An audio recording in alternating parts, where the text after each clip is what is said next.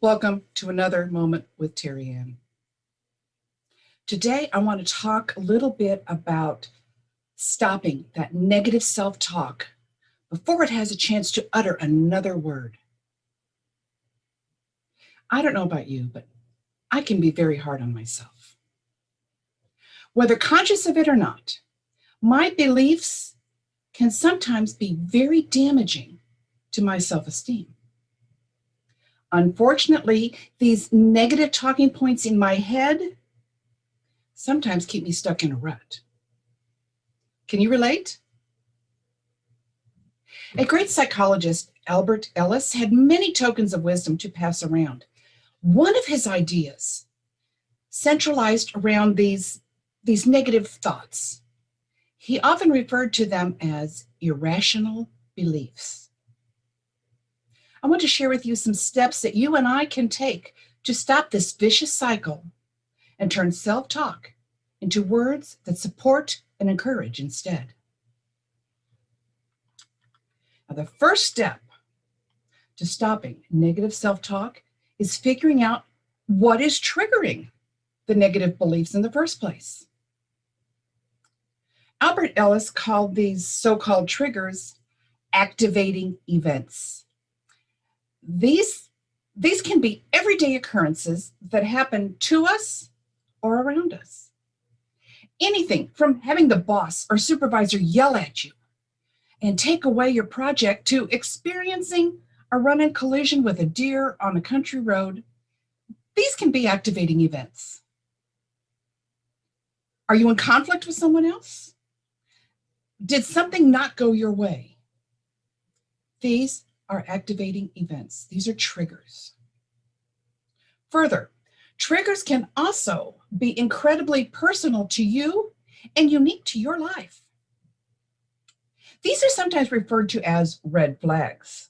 Now, red flags are issues that pertain to you alone, such as your weight, family and close relationships, integrity, and anything else that you deem sacred.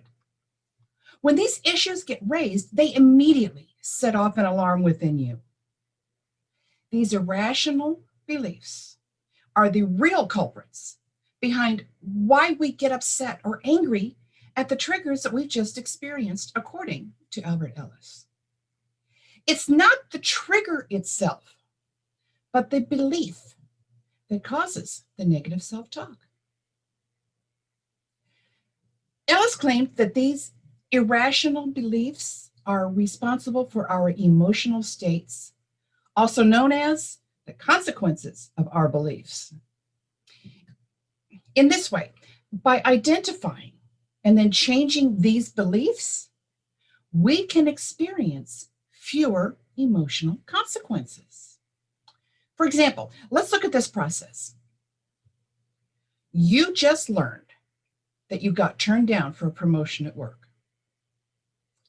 Getting turned down for the promotion is the activating event or the trigger.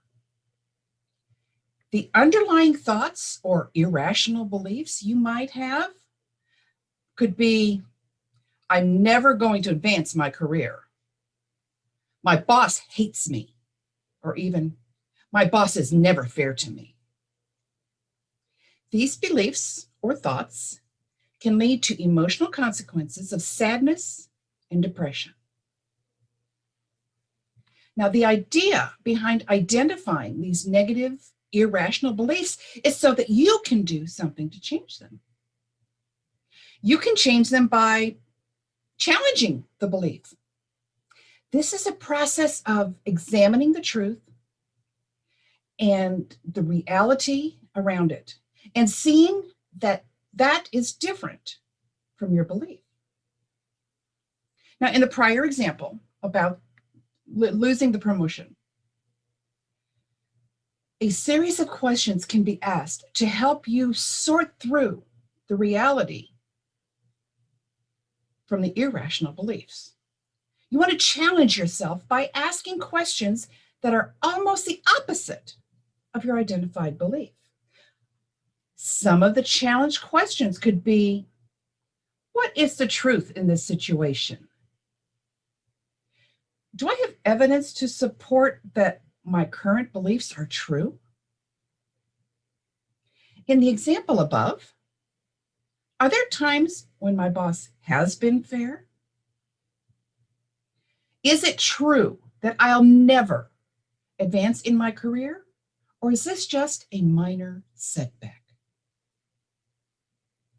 These questions can help you to identify the truth from what you may erroneously believe or negatively think about a situation. If you can identify the truth, this can lead you to think differently and avoid suffering the emotional consequences of the trigger in the first place. I encourage you to follow this process whenever your thoughts appear to be unkind to you.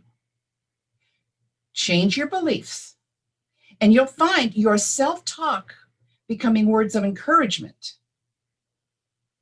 And that is what you need.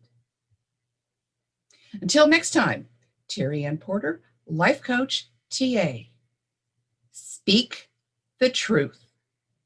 Defeat those lies of negative self-talk.